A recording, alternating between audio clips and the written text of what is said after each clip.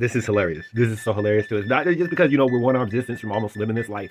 It's just that Negroes, this is y'all's expectation because your fear. This is Negroes' fear of what's going to happen to your children. And honestly, it can't happen because a great deal of the people that we know that have parents from two different cultures, ethnic groups, social, economic, whatever, they normally have an affinity one way or another. Right. And Negroes are so afraid of your identity being washed out. And part of the reason that is because of society, the dominant culture. Again, back in the gap, there was a black or colored, if you will, Negroes only, and a whites only water fountain. There was no mix because that's where the kids lived. And then when children pick a side of the family, because it normally happens, it's either through who loves the most or who is doing the most manipulation. Like, for example, deadbeat dads.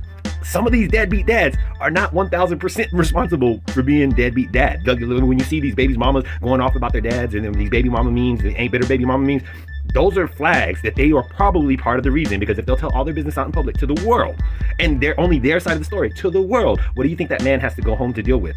Or to deal with his child? It's so funny. We had his homie, like, he's going through this thing. It's because his oldest, he got this chick pregnant, and the first thing out of his mouth was like, yo, abortion. And when he's telling the story to us back in the gap, we're like, yo, that wasn't what you were supposed to say. And he's like, oh, it's no big deal, whatever. And then she had the baby, and then they got together official, and then they had another baby. Well, we fast forward, the oldest boy turned 16, and one day he gets a call from his eldest, and the boy screaming and crying, you don't want to have the little boy, you abortion. And what happened is that because he was turning 16, they were going to be getting him a car, and his mom didn't want him to have one, but the father was like, yeah, I'll go half, and the son kept pressing her, the dad kept pressing her, and then finally one day the son was like, well, dad said it's a good idea, and she's like, oh, we're gonna run with your father's ideas? That's what your dad, he's the best decision maker. Well, guess what your dad wanted to do when I told him you were pregnant? We digress. The thing is, though, is that people will pick that side of the family over the other, especially with this whole multiracial option being on the table now, because white people were protecting their own existence. Because imagine this. If they kept playing by the rules that they were playing with in 1955, and all the so-called half-breeds were designated as we're technically supposed to be as black or whatever outsider and white you are, you're what that outsider is, right? That takes down the numbers of white people and their allies right off the table. But by being inclusive, being accepting, being this, that, and the third. Because back in the gap, white people would rather their child be gay than be with a black person. And even right now, there's still white folks that are more accepting of their child coming home, being part of the alphabet community, than coming home with the black person, because of those multiracial children are going to create problems. There was a lesbian couple that adopted one, and then brought it back because they knew that life was going to be more difficult for them. But America is not founded on racism for some crazy reason or other. But we digress again. The Bushes though.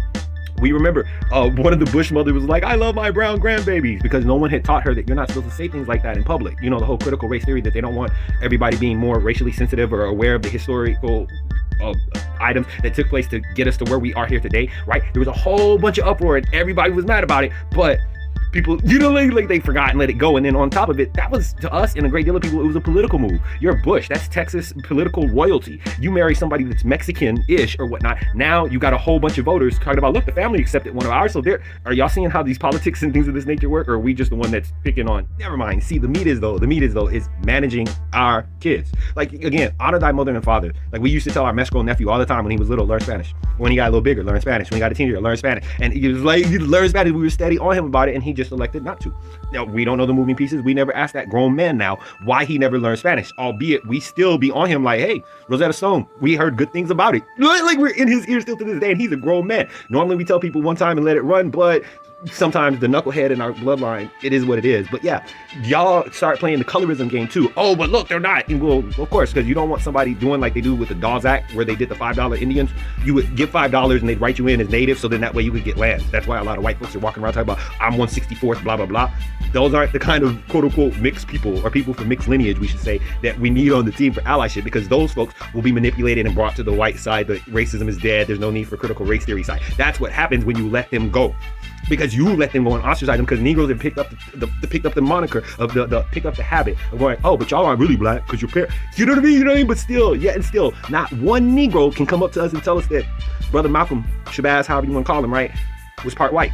No one will say that, because you have to admit it and quit the mother lineage, and it's genetics. If your parents got red hair, green eyes, you just came out without red hair and green eyes, you still got that in you. Same thing. When we plant our seeds, or a seed of Africa reproduces with someone else, that's another one of ours. We promise you. An alien race could move in tomorrow. We procreate with one of them. After the incubation period is over, that child is born, they would be trying to write in black on the birth certificate. And we'd be like, yo, but it's half. Yeah, okay, Negroes. And they wouldn't be calling us Negroes, because up here they're saying the N-word. And by the by, stop letting your friends that are outsiders use the N-word. Thanks. Anywho, you should know the drill by now. Like this, comment, add value, send this to your people's followers account. Good talk. Glad we had it. REX.